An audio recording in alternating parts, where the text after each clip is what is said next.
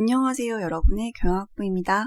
네, 오늘 향당편 18장입니다. 임금이 먹는 것을 주면 이라고 되어 있습니다.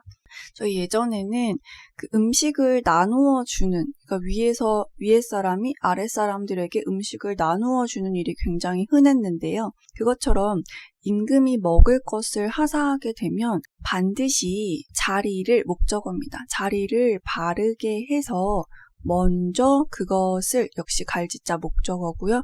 먼저 그것을 맛보았습니다. 그리고 임금께서 주어이고요. 임금이 비리다라는 뜻인데요. 여기선 날고기라는 뜻으로 지금 쓰고 있습니다. 날고기를 비린 것, 즉 날고기죠. 비린 것을 하사하시면 반드시 익혀서 지금 동사고요. 그것을 목적어입니다. 즉 익힌 날고기를 천거하다라는 뜻인데 지금 들이다, 올리다라는 의미로 쓰이고 있어요. 그래서 반드시 그것을 올렸다라고 얘기하는데 이것은 이제 제사를 지내는 것을 얘기하겠죠. 날고기는 익혀서 조상에게 제사를 통해서 바쳤다라는 의미가 되겠습니다. 그리고 임금께서 살아있는 것을 주시면 반드시 그것을 목적어 길렀다라고 되어 있습니다. 요거 축자로 많이 알고 계신데 기르다라는 뜻에서는 흉이라는 의미를 가지고 있습니다. 그리고 여기 어자가 보이니까 한번 묶어볼게요. 임금에게서 이렇게 해석이 되겠죠. 임금과 임금을 모시고 밥을 먹을 때는 임금께서 제사를 지내는 동안이라고 되어 있는데요. 이제 먹기 전에 감사의 제사, 조상에게 감사의 제사를 드리는 거겠죠.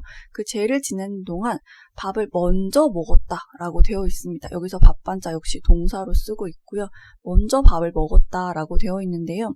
저희 보통 지금은 높은 분이 먼저 드시고 수저를 들거나 아니면은 이제 밥을 먹고 나서 먹어야 되는데 드라마 이런 데 보시면 아시겠지만 왕 같은 경우는 그 왕이 직접 밥을 먹기 전에 음식에 독이 있는지 먼저 검사를 하게 되죠. 기미상궁이. 그래서 독이 있는지 먼저 두루 음식을 맛보게 되는데 만약에 공자가 이렇게 임금을 직접 모시는 게 아니라면 기미상궁이 따로 있어서 이제 그때 기미상궁이 먼저 먹고 기다렸다가 먹으면 되는데 지금은 임금을 공자께서 직접 모시고 밥을 먹는 경우이기 때문에 공자가 예의로서 그 역할을 대신한 것으로 보입니다. 이처럼 공자와 임금 간의 그 먹는 예절, 식사 예절 혹은 하사받은 음식에 대한 어떤 관리 이런 것들이 이번 장에서 보여지고 있습니다.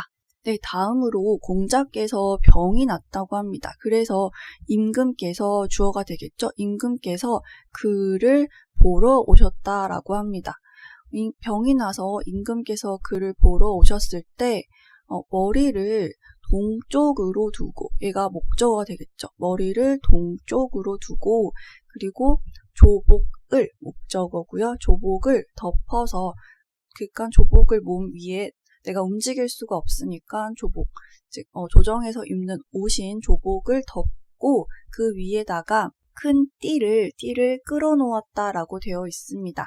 자, 앞에서부터 한번 보면 일단 동쪽으로 머리를 놨다고 하는데요. 보통 임금은 북쪽에 앉으시고 남쪽을 보면서 향해 앉으시죠. 그러면은 이 방향이 조정에서의 그 방향과도 같게 되기 때문에 내가 머리를 동쪽으로 이렇게 두어서, 비록 내가 누워있지만 마치 조정에서 그 임금을 모시는 것처럼 그 방향을 잡아주었고요.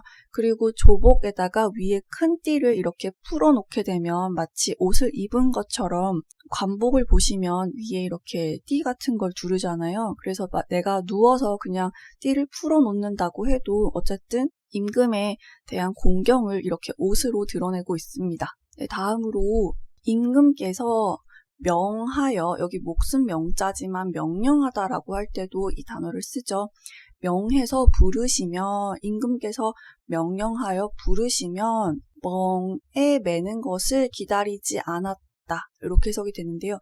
멍에 매는 것을 기다리지 않고 가셨다라고 하고 여기 종결사가 되겠죠.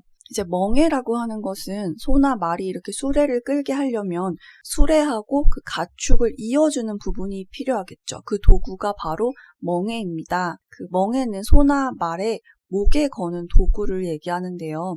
원래 수레를 타려면 그 멍에 거는 시간을 기다려야 하는데 임금께서 부르시면 수레에 그 멍에 매는 시간을 지체하지 않고 얼른 갔다고 합니다. 딱 정해진 조회도 아닌데 임금께서 직접 부르셨다는 것은 뭐 어떤 급한 일이 있을 수도 있고 꼭 그것이 아니더라도 임금의 부름에 가능한 한 빨리 응답하고자 하는 그런 공자의 모습을 볼 수가 있겠죠. 그렇다면 그냥 갈 때는 어떻게 갔을까요? 이제 선학자들의 글에는 뛰어갔다 혹은 급히 걸어나갔다 등의 얘기가 보이는데요. 직접 말을 타고 갔을 수도 있고요. 아니면 가까운 거리라면 정말 뛰어갔을 수도 있을 것 같습니다. 네, 다음으로 태묘죠. 그래서 태묘에 들어갈 때는 즉 국가의 묘가 되겠습니다. 그래서 국가의 가장 큰 사당, 묘에 들어갈 때는 매자는 매일 할 때 매자죠. 매번, 매일. 매번 모든 일을 매사, 지금도 매사라는 단어를 쓰고 있죠. 매사, 모든 일을 물으셨다라고 되어 있습니다. 태묘에 들어간다고 하는 것은 아무 때나 그냥 들어갈 수는 없겠죠. 제사가 있어야 들어갈 수가 있는데 그때는 모든 행동과 혹은 제사의 절차에 대해서 하나하나 다 물어보셨다라고 하십니다. 이건 앞에서도 나온 내용이죠. 내가 다 알더라도 물어보는 것이 예의다라고 하셨습니다. 네, 다음으로 22장입니다. 붕우가 주어입니다. 붕우 친구가 죽어서 돌아갈 바가 없다라고 되어 있는데요. 이때 돌아간다는 의미는 이제 어디 귀의하는 것, 불교적인 용어로는 뭐 귀의하다 혹은 의탁하는 것. 여기서는 그 제사를 지내주는 사람을 의미합니다. 그래서 그 내가 제사를 지내주는 사람이 없자 말씀하시기를 어조사 어자가 아자까지 걸려서요. 나에게서 즉 우리 집에서 빈하라 염하라 라고 되어 있습니다. 옛날에는 그 시체를 염한다든지 입관을 하는 것을 다 집에서 했었죠.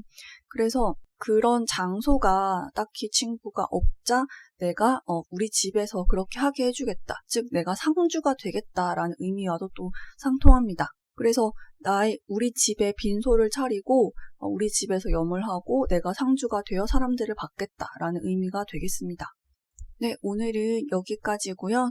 또 조금 더 흥미가 있는 부분이 있으시면 또 조금 더 살펴보시면서 공부하셨으면 좋겠습니다.